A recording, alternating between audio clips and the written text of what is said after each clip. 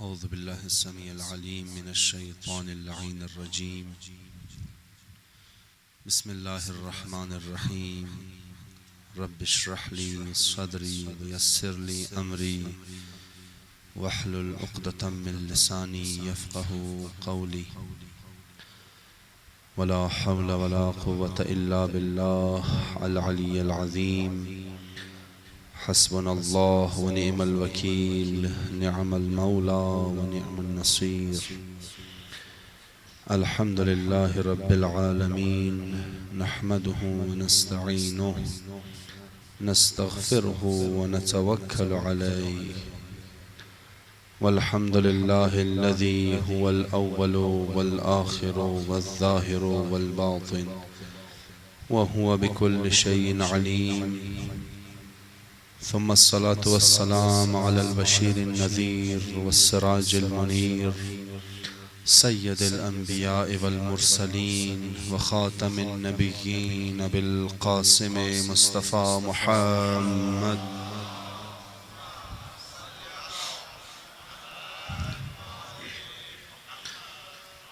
وعلى أهل بيته الطيبين الطاهرين المعصومين المظلومين المنتجبين المنتخبين، ولا سيما على الثاني عشر الحجة المنتظر بقية الله، روحي وأرواح العالمين لتراب مقدمه الفداء. واللعنة الدائمة على أعدائهم أعداء الله من الآن إلى يوم لقاء الله. أما بعد، فقد قال الله تبارك وتعالى في محكم كتابه: بسم الله الرحمن الرحيم. وأنكحوا الأيام منكم والصالحين من عبادكم وإمائكم إن يكونوا فقراء يغنيهم الله من فضله والله واسع عليم. صلوات.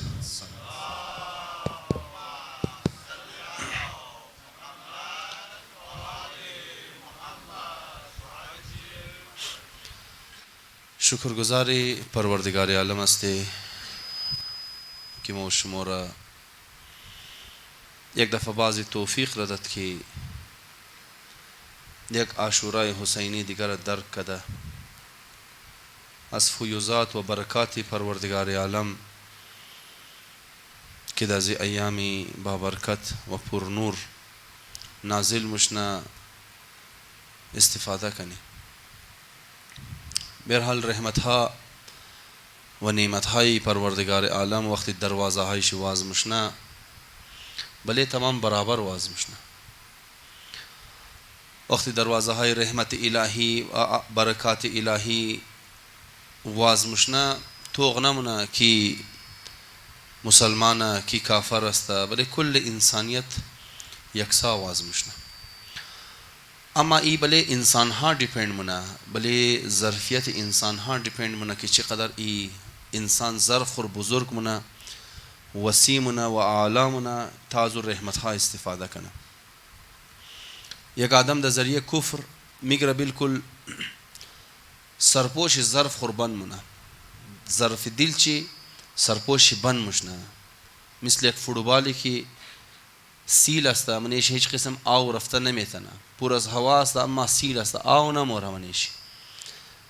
بعضی انسان ها در ذریعه کفر میگره ای رنگا ظرفی از خود خورک است بالکل سیل مونه که ایرا منی دریای رحمت هم اگر بندزنی ای چیکار مشنا منیشی آو نموره. یک فوتبال را منی سمندر اگر بندزنی سمندر چقدر آوشی زیاد است، خب منی او قدر آوی زیاد و بسیار بزرگ هم یک ذره آو منیزی نموره. چرا؟ چون 1004 طرف گرفته است، تمامی اطراف گرفته ای را سیل کرده که هیچ قسم آو واری چی نموشنه. بعضی آدم ها کد کفری از خود خو میگره، کد ظرفی از خود خو میکار رونه، رحمت ها واز مشنه دروازهش، اما ای آدم بله وجود چه ذره برابر اثر نمونه، ذره برابر تأثیر نمیندازنه. خب انسان ها مختلف است. بعضی آدم ها خب ایمان داره کفر نی است، ایمان داره، اما من باوجود از اینکه ایمان داره باوجود ایمان خو میگره چیکار منه در ذریعه مختلف گناه ها در ذریعه مختلف اعتقادات میگره یا نیمی ظرف را بلش سرپوش میله، نیمش وازه نیمش سرپوشه، یا مثلا میگیره سه حصه شرکت سرپوش میله دیگه. تمامی چیزها مقصد گفتگویی است که از رحمتهای پروردگار عالم که برای انسانها نازل مشنه، این تمام چیزها برای حاصل کدوی از رحمتها اثر میندازن. عقیده های انسان اثر میندازن که انسان چقدر رحمت پروردگار عالم را من زندگی خود قبول کنه. کردار انسان اثر میندازن بلیش، افکار انسان بلیز و اثر میندازن، اعمال انسان، اخلاق انسان، تمامی این چیزها اثر منه که انسان چقدر از رحمت های الهی استفاده کنه و چقدر از رحمت های الهی که است برای خود ذخیره کنه و پیش از خود خورایی کنه. دیگه مور پروردگار عالم ای زمینه رو برای مو فراهم کرد که حداقل رحمت ها دروازهش بله مواز بشه، نمرده زنده است، نامه اعمال مو هنوز واز است. دیگه این واقعا شکر داره. بعد از شکر ای بله از مو دیپند منه که مو شما چقدر میتونی از رحمت ها استفاده کنی. خب ټاپیکی که ما در اشاره خدمت شما مؤمنین مد نظرشتم درباره بسیار مهم انتیتی معاشره است که واقعا اگر ما بتونی این ټاپیک را و این موضوع را اصلاح کنی، حد و حدود چی خبر شونی، مسائل چی خبر شونی، اطلاعات و علم خو نسبت در ټاپیک زیاد کنی، میتونی و معاشره را طرف خوبیا و طرف بهتریا ببری. و یک از وجوهاتی که امروز من معاشره بدبختیا و اینقدر مشکلات زیاد شده رایی، روز در روز مشکلات زیاد شده رایی است، بنیاد چی اینمی موضوع است که ما میخوای دزی اشره دزی چند شاو که خدمت شما است دیسکس کنی. یک صلوات خوانده کم پیش تشریف بیاریم. اللهم. او موضوع مرتبط د چی است؟ او موضوع مرتبط د سرنامه کلام است که در خدمت شما آیت را د سرنامه کلام خواندن پروردگار عالم مگه بسم الله الرحمن الرحيم وأنكحوا الأيام منكم والصالحين من عبادكم وإمائكم إن يكونوا فقراء يغنيهم الله من فضله. پروردگار عالم مگه جوانهای یک صلوات بر محمد و آل محمد. پروردگار عالم من زی آیت قرآن مگه که او جوانها و او مؤمنین که مجرد است در رشته ازدواج منسلک نشده اونا را ازدواج چی کراو کن. و انکحوا الایام منکم والصالحین من عبادکم و ایمائکم. او جوانهایی که در رشته ازدواج منسلک نشده، اونایی که صالح هسته و هر چند از کنیزها و غلامها باشه، اونا را چیکار کن؟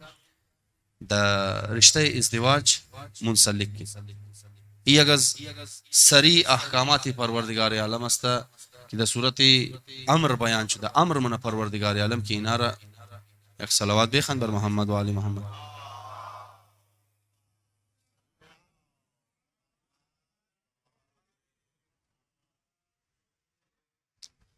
کنار در رشته ازدواج منسلکین. خب این موضوع از ما درباره مسائل ازدواج است که این مسائل ازدواجی چون بسیاری از جوانها که امروز در رشته ازدواج منسلک مشنه و حتی بزرگانی که به حال 10 سال 5 سال پیش در رشته ازدواج منسلک شده، بسیاری از مؤمنین مسائل ازدواجی را آگاهی ندارند از اونا.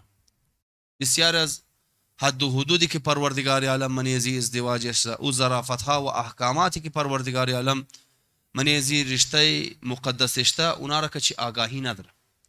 لذا چی کار مشنه باوجود از اینکه این رشته پیش خداوند متعال فضیلت چی بسیار زیاد است، پیش پروردگار عالم اینقدر این چیز ارزش داره که منی روایت ها بلیش بسیار زیاد تاکید شده و هر چیزی که پیش پروردگار عالم زیاد ارزش داشته باشه، هر چیزی که پیش خداوند متعال زیاد ارزش داشته باشه، معنیش این است که او مقدر برای تکمیل ایمان انسان و بخش مقصد حیات انسان مقدر او کارگر است، مقدر او تأثیری عجیب داره. هر چقدر پروردگار عالم برای یک امر یا برای یک موضوع تاکید کنه، معنیش این است که مصلحت از اون موضوع و فایده از اون موضوع برای انسان به حد و به حصر است. بعضی از روایت ها را میخوایم خدمت شما بخوانم. به هر حال شاید بعضی از روایت ها را شنیده باشین، اما این روایت ها را امروز کدازی نگاه دوختیم که هر چقدر موضوع برایش تاکید مشنه، یعنی او برای تکمیل روح انسان مقدر اثر داره، برای تکمیل روح انسان امو قدر فایده داره و برای روحانی ترقی انسان امو قدر اثر میندازن. این روایت هر که از این نگاه تو کنی بای تو کنی پروردگار عالم د ذریعه محبوب خوی پیغام د ازمو رسنده که هیچ بنیادی هیچ چیزی پیش پروردگار عالم محبوب تر از ازدواج نیست. هیچ چیز مو چقدر عبادت ها داره، چقدر اعمال داره، چقدر کارها داره، پیغمبر اسلام میگه هیچ چیز قدر ازدواج پیش خدا محبوب نیست. یعنی چی؟ یعنی هیچ چیز نمیتونه قدر ازدواج انسان را البته واجبات را پور کنی دیگه. ایش واضح مجلس شما زیاد گوش کنید وقت دمنی درباره ایتر موضوعات خصوصا موضوعات مستحبی گو چیز بحث مشنا معنیش که واجبات را جایش نمیگیره دیگه. یک چیز واضح است. مثلا ما میگه زیارت امام حسین علیه السلام 90 حج مقبوله ثواب شده. خب مطلب شی نیه که مثلا یک نفر که د زیارت امام حسین علیه السلام رفت دیگه وضو بله جو حج واجب نیست.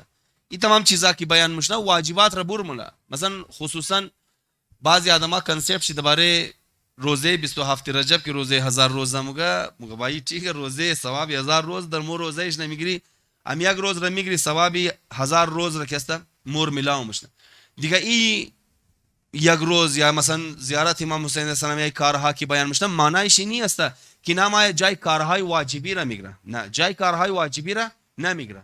از واجبات هٹ کے فضائلی یک عمل کی بیان مشنا هیچ واجب را اونا جایش گرفته نمیتن دیگه. معنی از اینه که آدم ازدواج کنه نماز نه خانه روزه نگره ای اور ترقی میده نه قطعا ایرنگا نیست. خب علی کدازو واجبات و کدازو پورا سیٹ اپ کی پروردگار عالم از واجبات و محرمات و مستحبات و مکروهات اشته اونا را مد نظر اشته اونا را مرکز انجام بده و کدازو سات بای طرف ازدواج توجه کنه ای آدم نسبت یک کسی که ازدواج نکده تاثیر شي و ترقی شي بسیار زیاد است. هیچ چیزی رسول خدا میگه قدر ازدواج پیش پروردگار عالم اهمیت نداره. یعنی هیچ چیزی نمیتونه انسان را قدر ازدواج در پروردگار عالم مقرب کنه. البته این معنیش این نیست کسی که دیگه بازمی که نکاح خان باز بعد بگه یار من نزدیک شدم در پروردگار عالم قصه ختم است. نه این خود خو حد و حدود داره. اما تا که منی نماز حد و حدود است. مگه کسی که دو رکعت نمازی جاندار بخانه و صحیح معنی بخانه چیکار مشنه بهشت بلش واجب مشنه دیگه. معنیش اینه کسی بگه ما بس وضو صحیح گرفتم کالای ما پاک باشه باید نماز بخوان بهشت بله ما واجب است. او داها و خلاصه بسیار از جزئیات دیگه داره که باید اونا رو تمام مد نظر بگیری. اونا رو تمام مد نظر خو اشته از بعد میتونه انسان ترقی بده دیگه. من امر ازدواج هم میترسته. یعنی ازدواج که ما اینقدر انسان ها را ترقی میده کدام شرط و شرایط است که از شرط و شرایطی که پروردگار عالم بیان منه. یا منی دیگه حدیث امام جعفر صادق علیه السلام اللهم صل علی محمد و آل محمد. تشمو آواز صحیح ما دیسٹرب خونین ما خود مکان تا دیسٹرب خدا آواز انت گونج من دی بیر حال اگر آواز صحیح ما اشکال نداره ما میتر ادامه میدم. یک صلوات بخوان بر محمد و آل محمد صلی محمد.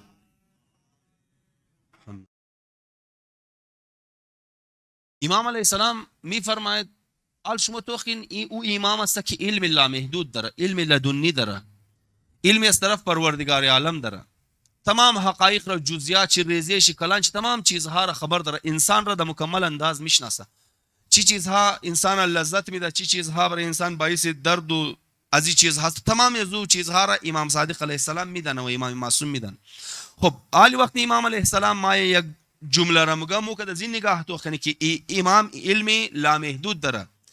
امام یک فرد عادی نیست که با یک جمله را بگه و مو مثل یک فرد عادی که از این جمله برخورد کنی. امام علیه السلام ما چی میگه؟ امام علیه السلام ما میگه هیچ لذتی برای یک انسان بالاتر از لذت ازدواج نیست. هیچ لذت حلالی که برای انسان لذت بخشتر از ازدواج نیست. امام در اومایه که تمامی لذت ها را دربارش علم داره، تمامی ضرورت های انسان را، تمامی خواهشات انسان را، تمامی کوالیتیز انسان را خبر داره. این امام ما میگه هیچ لذتی بالاتر از لذت ازدواج بخش انسان ها نیست. خب چقدر مهم باشه. خب قطعا فقط لذت مادی مراد نیست اینجی که انسان لذت مادی صرف ملاوش نه. اینج مراد تمام لذت هست، نه گفتن لذت مادی. اینج لفظ لذت استعمال شده، لذت روحانی، لذت معنوی، لذت نفسیاتی، تمامی از این چیزها و لذت و او سکون و آرامش و اطمینان که ازدواج یک انسان را میده، امام علیه السلام میگه هیچ چیز قدر از او رسیدن نمیتونه. نان قدر از او رسیدن نمیتونه، پیسه، شهرت، هیچ چیز قدر از او رسیده نمیتونه.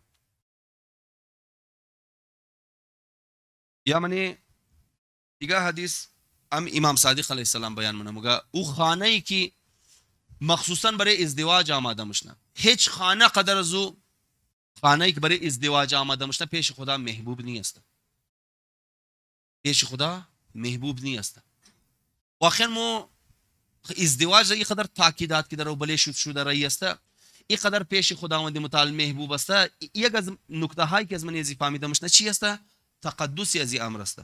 تو مو باز چیزار مقدس خیال منی، مثلا کتاب خداوند متعال مقدس است، حرم امام حسین علیه السلام مقدس است، علم، نام، اینی تمام چیزها، منبر، اینا مقدس است.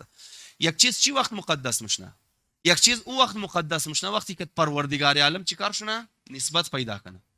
کدی جانشینای پروردگار عالم نسبت پیدا کنه، او چیز تیار مشنه؟ مقدس تیار مشنه. خب مو واقعا اگر اعتقاد داشته باشی به هذه روایت ها، اگر مو به هذه روایت ها اعتقاد داشته باشی و ازدواج را یک امر مقدس خیال کنی، دیگه مو منی ازدواج گناه نمونی.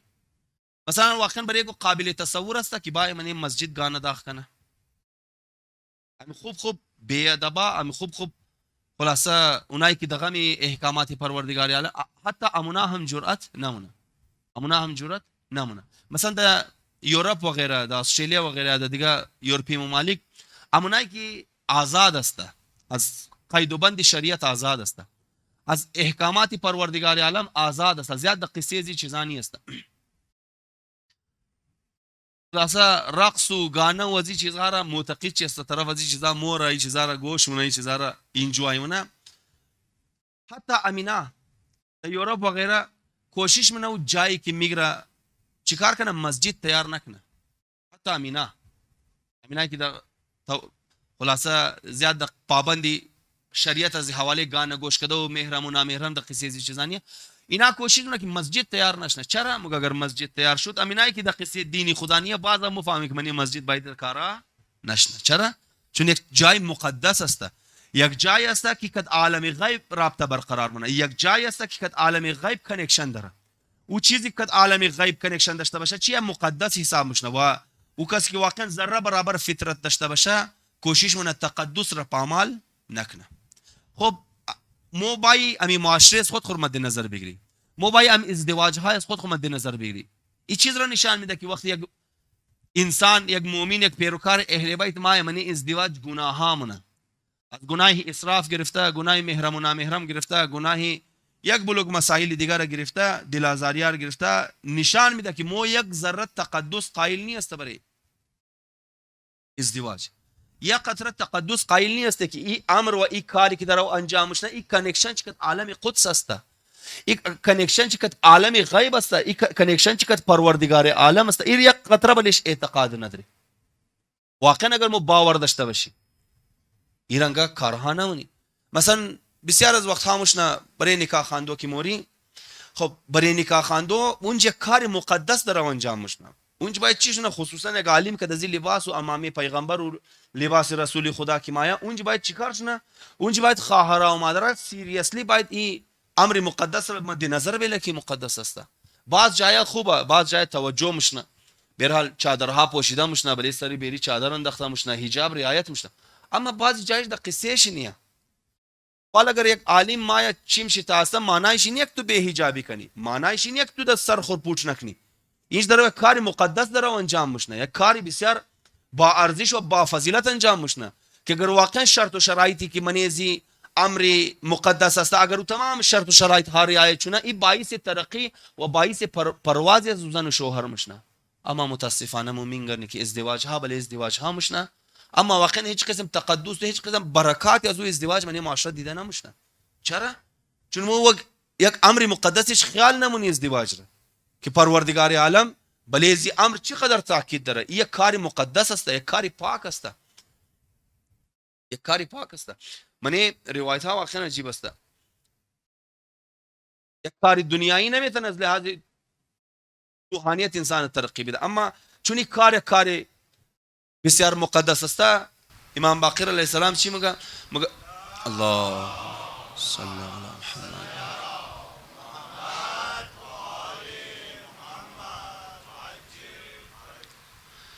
از بس کی تقدس در ای کار مگر دو رکعت نماز کی یک جوانی شادی شده به خانه دور، فقط دو رکعت نماز. ای جوان هایی که شادی ارسیایش نشده به هر حال دل مموس زبرش میشوموزی فضیلت ها محروم استن. امام باقر علیه السلام میگه دو رکعت نماز که یک جوانی شادی شده میخوانه، از پورا شب بیداری یک جوانی که بیارسی است، پورا شب بیداری کنه، پورا روز روزه بگیره، دو رکعت نماز یک آدمی شادی شده از یک عبادت های روز و شب یک آدمی غیر شادی شده چی است؟ افضل است، مقامش بالاتر است. خب چیز را نشان میده، این نشان میده که این کار مقدر مقدس است. هر چقدر یک کار مقدس بود امو قدر میتونه انسان را چیکار کنه؟ ترقی بده. مثل زیارت امام حسین علیه السلام، کسی که بوره عارفا به حقه زیارت از بزرگوارا را کنه چیکار بشنه؟ قدر 99 حج مقبوله ثوابش میلاو میشنه. چون این قدر کار مقدس است، ما چیکار منه؟ ما انسان را پرواز میده، ما انسان را پرواز میده. لہذا اگر مو طرفی از ازدواج ها توجه کنی، این ازدواج ها را مسائل چی مد نظر بگیری، باور کن بسیار از بدبختی های معاشره ازمو از بین موره. امو رنگا که واقعا اگر یک آدم، ما در اشرای اول گفتم، مو اگر امام را، امام شناسی را و زیارت امام را و یا زاداریا را کدام حد و حدود چی مد نظر گرفته بای ایرا انجام بدی، یک اشرا مو تبدیل مونه انسان سابق مو نمومنی بدلی مشنی، نو انسان تیار مشنی. او اخلاق های قدیمی مو بشرط کی چی؟ بشرط کی تمام حد و حدود چی و احکامات چی رعایت شونه. ازدواج هم میترسته. اگر مو حد و حدود زیرا امو کارهایی که پروردگار عالم گفته آیت ها و روایت ها او کارها که ما بلش تاکید، اگر ما اونا را رعایت کنی چیکار میشنه؟ این امر معاشره مو واقعا طرف ترقی مبره، واقعا طرفی ترقی مبره. مگه یک روز یک شخص مایا پیشی پیغمبر اسلام مایا، پیغمبر اسلامش پرسان خب تا چی حال زندگی منی؟ مولا جان مگه خدا را شکر الحمدلله. اوضاع و احوال تو چطوره؟ مگه خوبه شکر الحمدلله. ازدواج کده نکده؟ مگه نه یا رسول خدا ازدواج نکدم. خب چرا ازدواج نکده؟ جور خواسته طبیعتا برابره، چرا ازدواج نکده؟ یا رسول خدا نشده. رسول خدا ناراحت مش نبلیشی. رسول خدا میگه تو خبر داری اکثر جهنمیا و آدمای است که ازدواج نکده.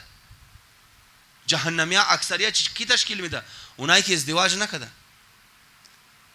اونایی که ازدواج نکده. این قدر میگه رسول خدا درباره ازدواج، فضایل ازدواج موگه کی آدم متاثر مش نمیشه. رسول خدا میگه قبل از اینکه ما بالچ ده برم، رسول خدا میگه اینج نکای ما بسته کو قصه ختم شنه، امینج نکای ما بسته کو قصه ختم شنه. اهل بیت علیهم السلام این قدر تاکید در بل ازدواج. پس معلوم مش کی ازدواج چیکارونه؟ این ازدواج ما انسان را پرواز میده. بعضی شادی شده ها شاید سوچ کنه مور خواست پرواز مرواز ایشتی ازدواج مور زنجیره وسته کده در پای موقع ده فرش که خلاصه شور مخری دیگه. او وجه شی است که مو امو حد و حدود و او اطلاعات کافی که باید برای ازدواج داشته باشی، او اطلاعات کافی را مو برای ازدواج نداری، او اطلاعات کافی را برای ازدواج. خب باز ما منی دیگر روایت مگه بهترین شفاعت چیز است؟ بهترین شفاعتی است که یک آدم باید واسطه قرار شونه بین دو نفر که اینا در رشته ازدواج منسلک شونه، اینا در رشته ازدواج منسلک شونه. این بهترین شفاعت است. خب حالی که برای ازی امر این قدر تاکید شده، مو انشاءالله در ازی دار و زی آینده که در خدمت شما هسته امی تاپیک را بیس منه که زن باید چی خصوصیات داشته باشه، مرد باید چی خصوصیات داشته باشه. البته این بیس از مو زیاد برای قبل از ازدواج نیست. درباره قبل از ازدواج مو بیس نمونه، تاپیک مو چونی نیست. تاپیک مو بعد از ازدواج است که آدم وقت در رشته ازدواج منسلک شد چی چیزها را باید مد نظر بگیره، چی کارها را باید انجام بده، چی اطلاعات را باید داشته باشه تا بتونه از فول پتانسیل از ازدواج استفاده کنه، از فول طاقت از ازدواج استفاده کنه. مثل رحمت های الهی وری دیگر رحمت های الهی وری که باید انسان بعضی کارها را کنه از مجالس از فول پتانسیل چی استفاده کنه. انسان باید بعضی کارها را انجام بده که از نماز از فول پتانسیل چی استفاده کنه. امورنگا ازدواج است. امورنگا ازدواج است که بعضی اطلاعات و بعضی کارها را انسان باید انجام بده، بعضی کارها و بعضی گپها را انسان باید خبر داشته باشه که بهتن از فول پتانسیل ازدواج انسان استفاده کنه. مثل از افرادهای نشنه واقعا بعضی وقت دیده مشنه بعضی از افرادها منی بچکچا و دخترو بعد از ازدواج تبلیغ منه که عرصی نکن تبلیغ منه که عرصی نکن. این فهمیده مشنه که بیچاره بسیار بعد ضربه خورده ذریعه ازدواج. ای ازدواج پرواز خونه داده چیکار کرده قبری هم کنده خلاص نیمی وجود از منی قبر اشته که دیگر ترغیب منه که ازدواج نکن. ازدواج خوب چیز نیست. چرا؟ وجهش چی است؟ وجهش میگه که اطلاعات کافی درباره این موضوع نداره. اطلاعات کافی که نداشت انسان چیکار منه بجای که فایده بال کنه نقصان میرسندنه. امام علی علیه السلام یک بسیار بهترین حدیث داره میگه الناس اعداء لما جهلوا. میگه انسان ها دشمنی از اون چیز است که نسبت به او جاهل باشه. یک انسان اگر در یک موضوع جاهل بود دشمنی از اون چیز تیار میشنه. یعنی چی دشمنی از اون چیز تیار میشنه؟ دشمن کارش چیه؟ ضربه زده است. دشمن کارش ضربه زده است. مگر اگر انسان در یک نسبت در یک موضوع جاهل بود چیکار میکنه؟ اون موضوع انسان ضربه میزنه، نقصان میرسونه،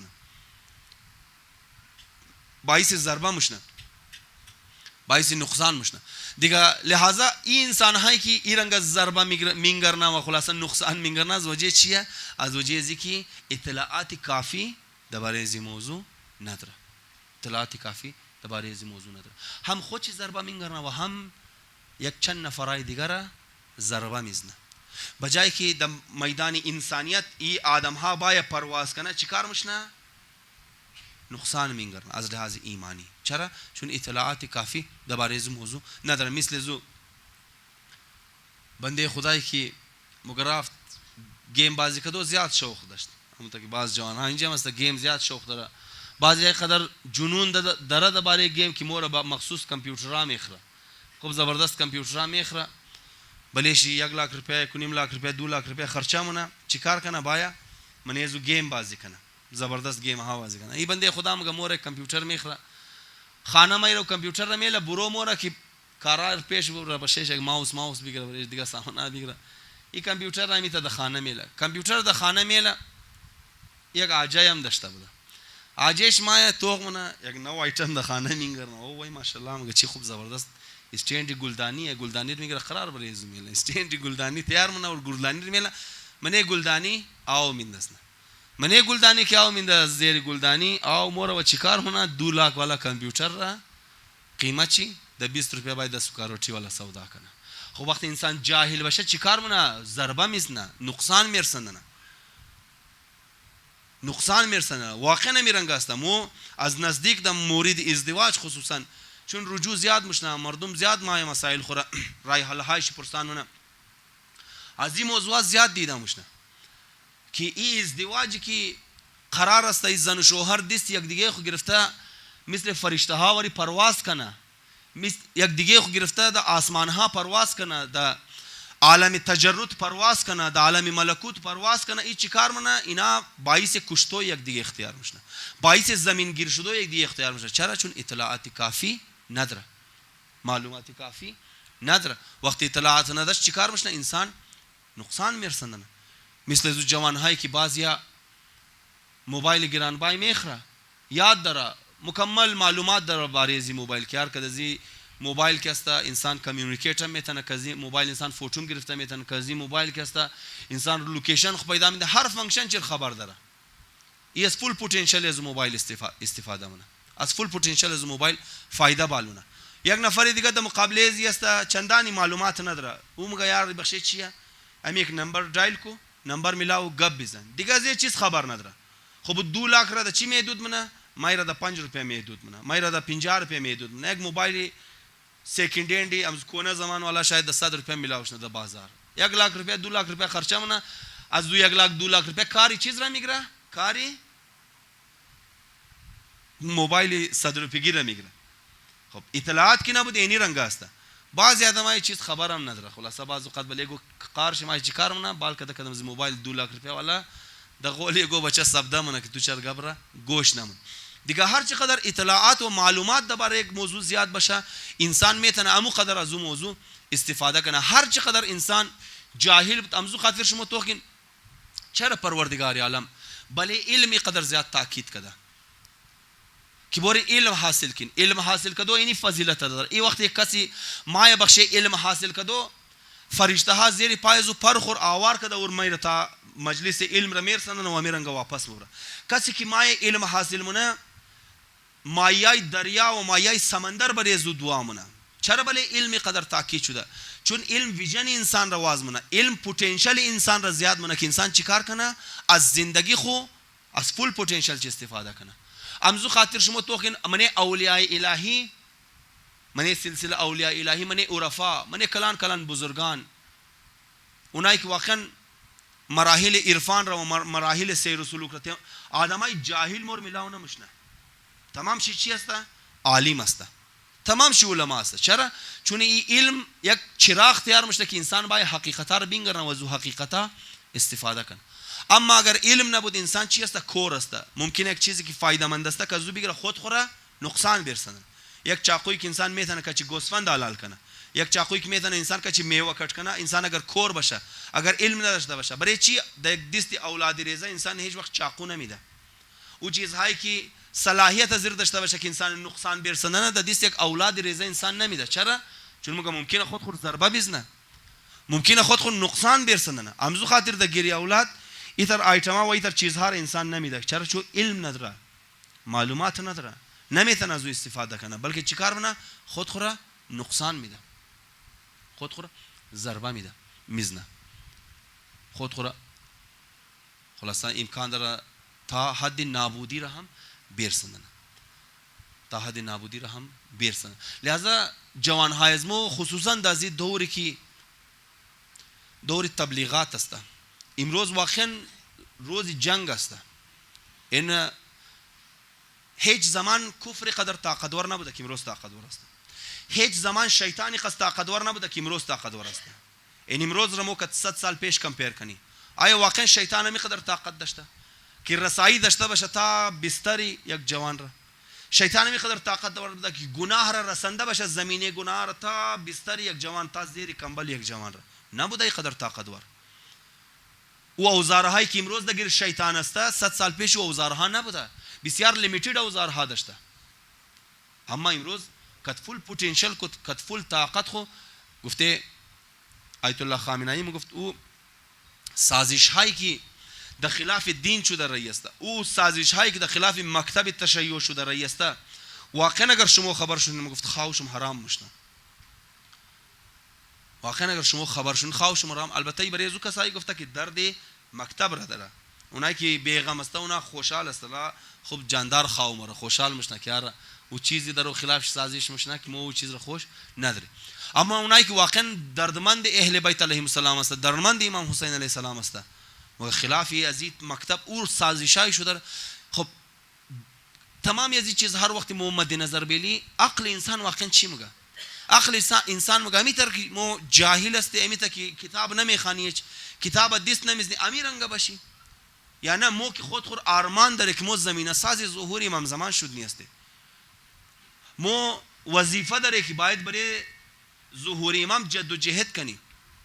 این جد و جهد واقعا که علم حاصل مشنه که جهالت حاصل مشنه. جهالت خو باعث ضربه از این مکتب مشنه، جهالت خو باعث از این مشنه که انسان اشت خشت دیگه بال کنه، اشت دیوالی دیگه بال کنه تا امام ظهور شی، مزید تاخیر بفته. این علم است که ما تور نشان ده که بایی اینی راه را انتخاب کن، اینی کار را کنو تا تو بیتنی زمین ساز ظهور امام بشی. الله محمد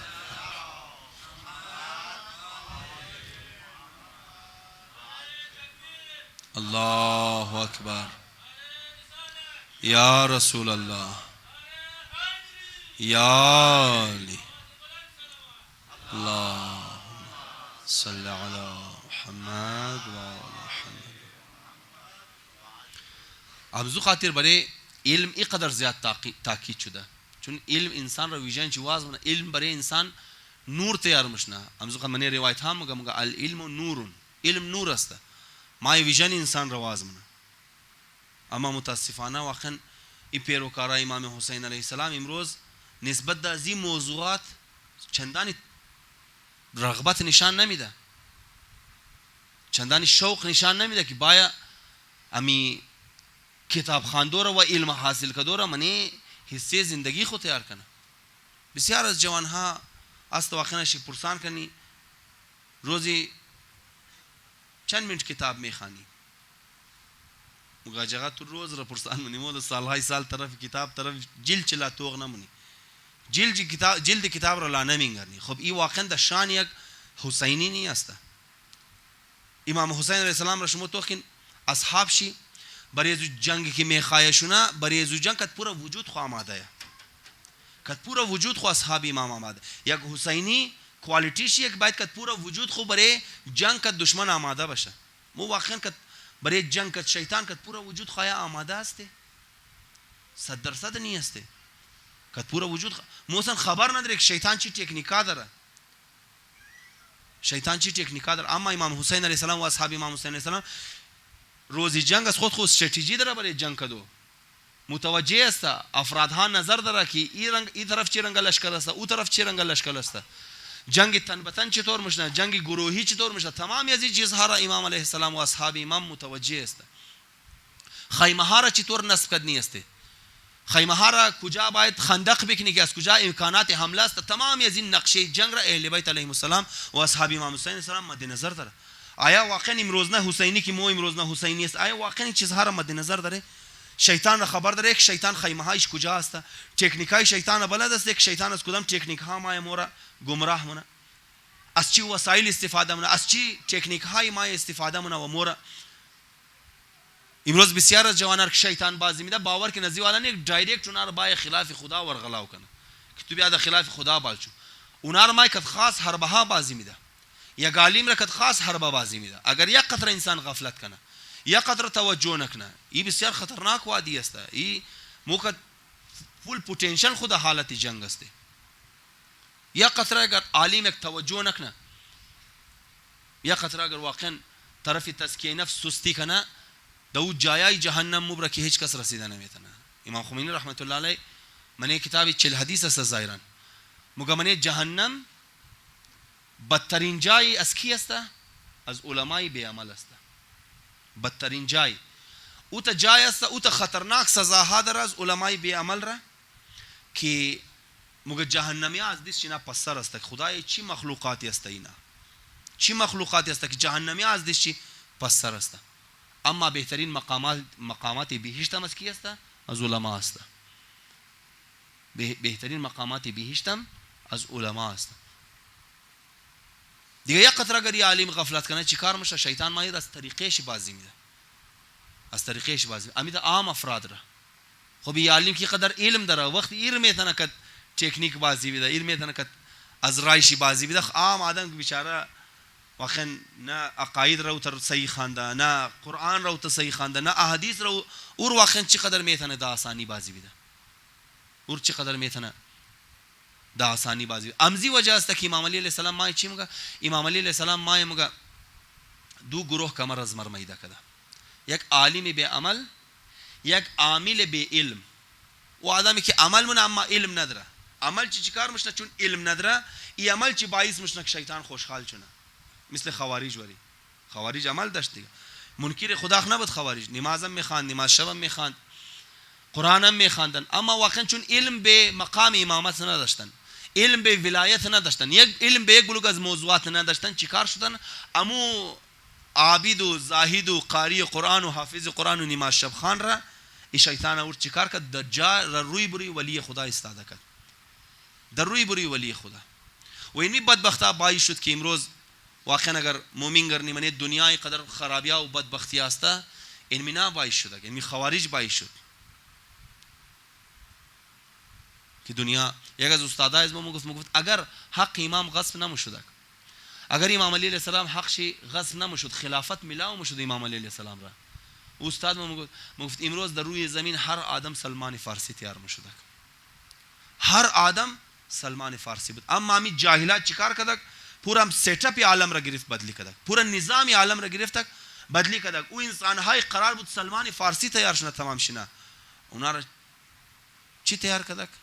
اونا حق امام را غصب کرد و آدم آمد چی تیار شد؟ هدایت خلجی تیار شد.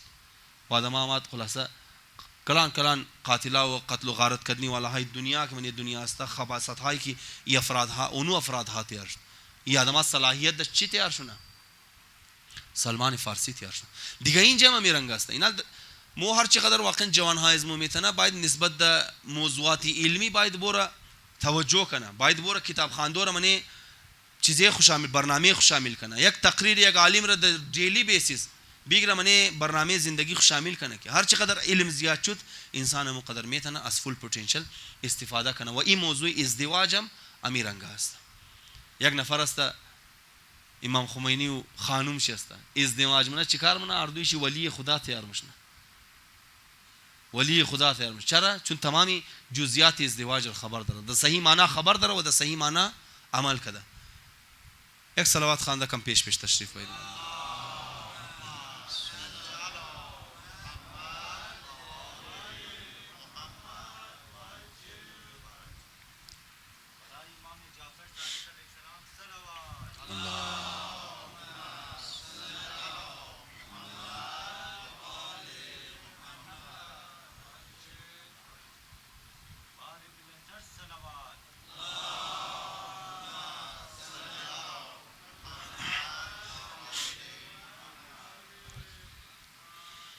دیگه هر چقدر انسان درباره ازدواج و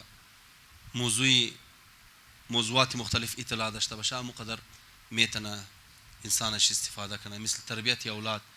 امروز شما تو خینی اولادها کی ای رنگ واقعا دای اندازی دنیای جدید درو تربیت شده رایسته بی تربیتی نتیجهش چی است؟ من معاشره ظاهر مشنه.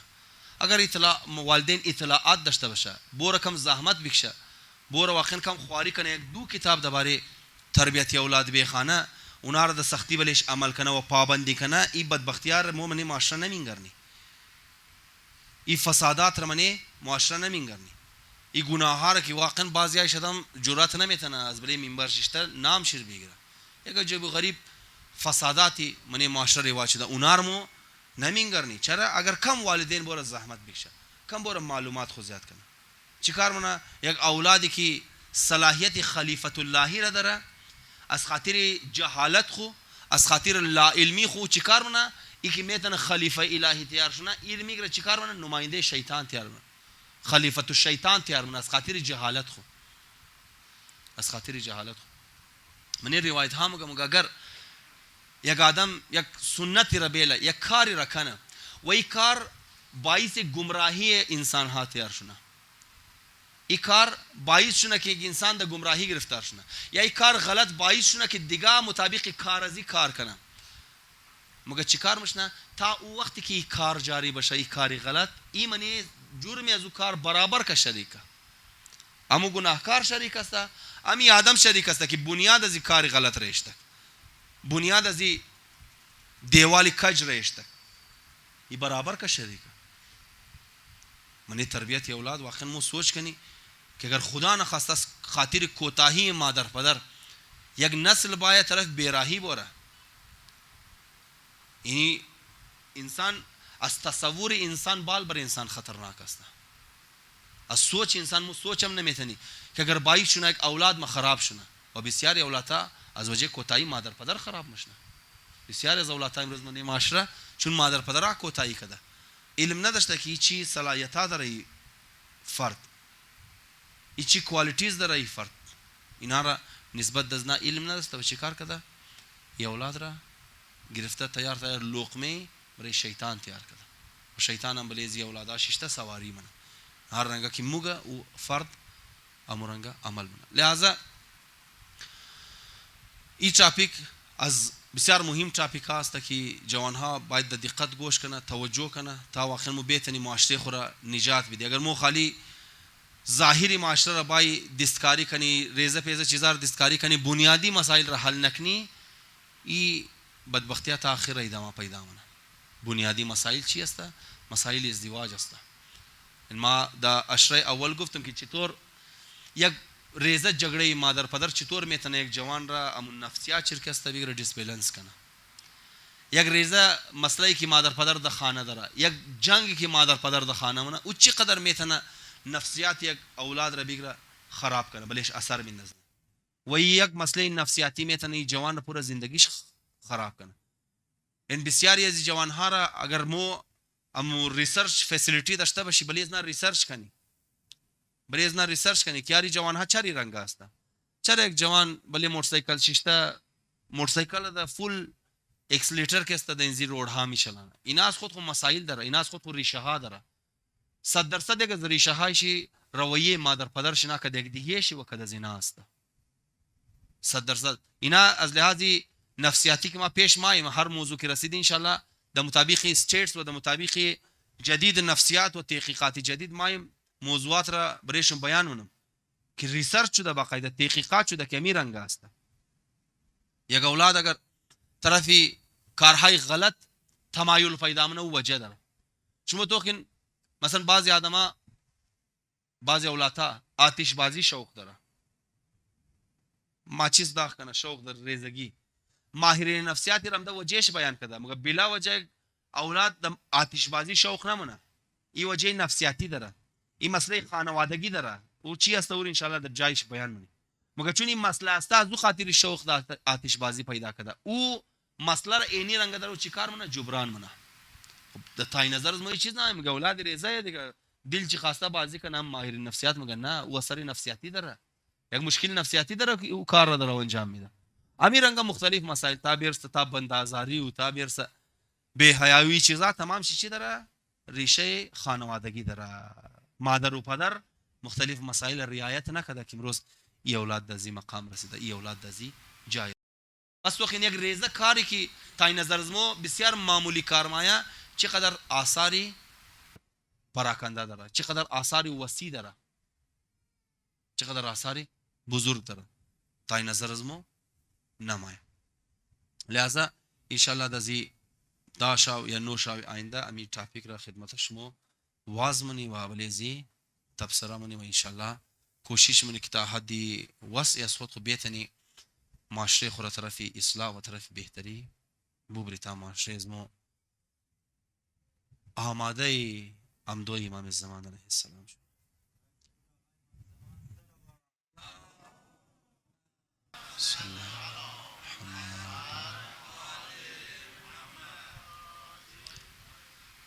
امروز 11 محرم بودک. 11 محرم روزی بود که کاروانی در بدر امام حسین علیه السلام در سربراهی زینب کبرا سلام الله علیها روانه کوفه مشنه. این قافله روانه کوفه مشنه. الله اکبر. وقتی این کاروان میخواد از مدینه رئیسونه امام حسین علیه السلام کی را آواز میده؟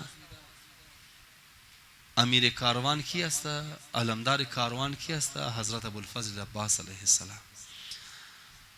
علمداری از این قافله حضرت عباس است. حضرت عباس را آواز میده که کاروان را روانه کو. این کاروان وقتی از مدینه رایی مشنه قافله سالار حضرت عباس است. حضرت عباس کاروان را آماده مونه. اما وقتی 11 محرم میخوای کاروان آماده رفتن چونه کی را آواز میده؟ زینب کبرا را آواز میده. بی از مور آواز میده که کاروان را آماده کو، اولادای یتیم را آماده کو که باید بله سواری ها اینا سوار شونه. الله اکبر. بی اولادها را آماده منه، اولادها را تیار منه، دانه دانه اولادها را میشندنه بله سواری. امام سجاد علیه السلام را در یک مشقت میره بله سواری میشندنه. بله شترهایی که گو چیز بلهش آوار نیه تا اذیت نشنه هلی به سواریای است که بی جهاز است. سواریای بی جهاز را اینا را میره بلهش سوار منه. الله اکبر.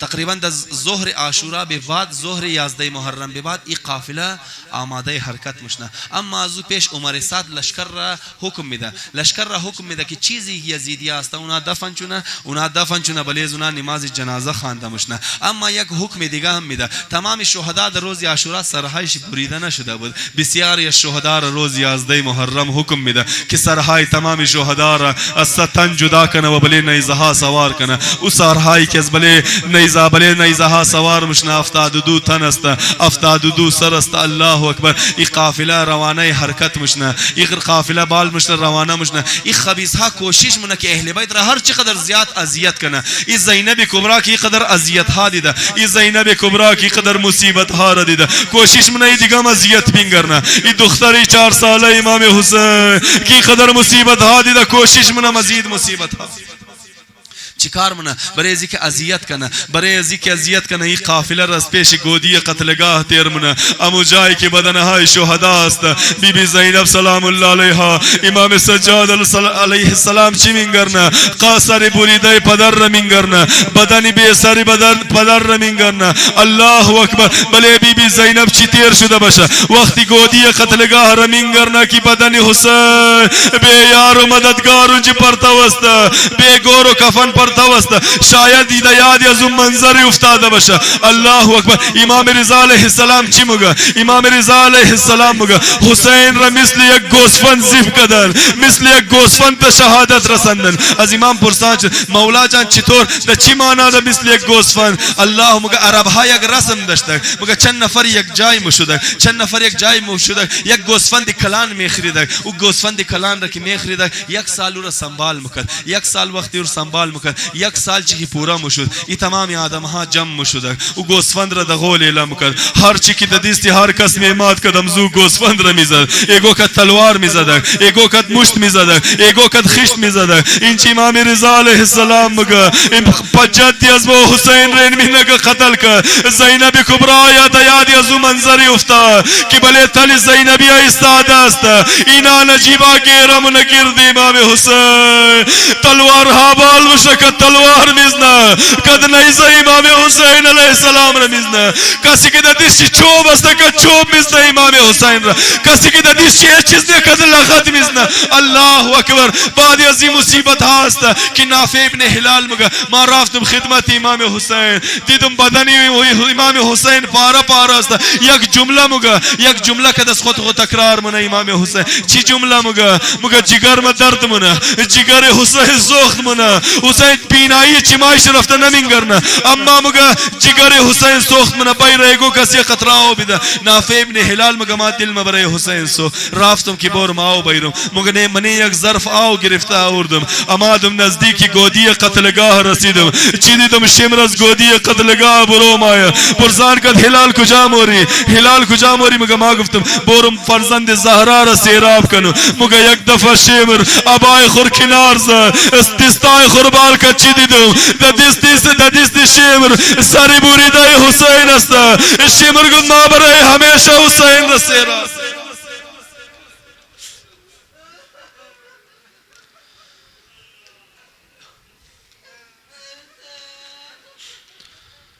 ألا لعنة الله على القوم الظالمين وسيعلم الذين ظلموا أيام منقلب ينقلب. خدای به حق محمد و آل محمد اسلام و مسلمین و تشیع سر بلند بفرما. کفر و کفار و منافقین و تکفیریت را نیست و نابود بفرما. با آمادگی از مد ظهور امام الزمان علیه السلام تعجیل بفرما. اتفاق و اتحاد را من مؤمنین روز افزون بگردان.